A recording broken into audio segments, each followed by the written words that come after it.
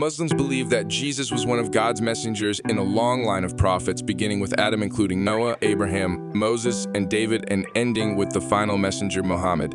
Hence, the Quran states that Jesus foretold the coming of Muhammad.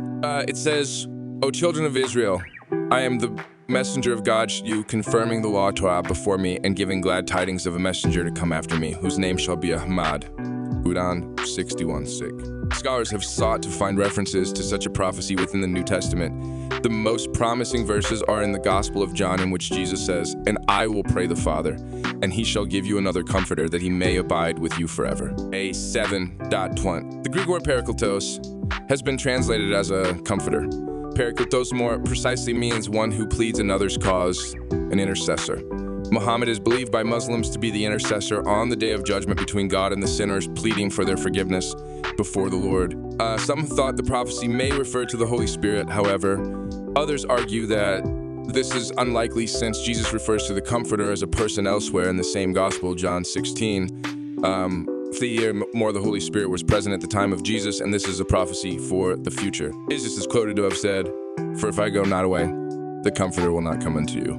John 16:9. Armstrong, in her biography on Muhammad, indicates that many early Christians interpreted this prophecy as referring to the Arabian prophet.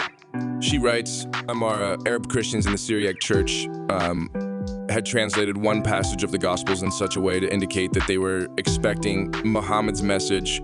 Jesus had said that after his death, he would send his disciples a comforter, the Paraclete, who would remind them of everything he had taught them and help them to understand it. In the Syriac lectionary, Paraclete had been translated by the Munahima, which after the event seemed very close to Muhammad.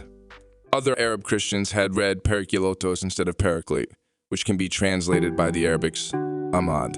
This was a common name in Arabia, and like Muhammad, it means the praised one, at PY 73. In doing so, they echo Jesus' prophecy for the coming of Muhammad as recorded in the Quran. In Islam, there is great respect for Jesus, and the story of the birth of Jesus is recorded in Islam's holiest book and has been recited by Muslims all over the world for hundreds of years. This year, as Christians celebrate Christmas and many Muslims mark the fulfillment of Jesus' prophecy, the coming of Muhammad Mahali, perhaps it is a time for Muslims and Christians to reflect on their similarities and common heritage as we celebrate these great men of God. Now may the peace and blessings of God be upon them both.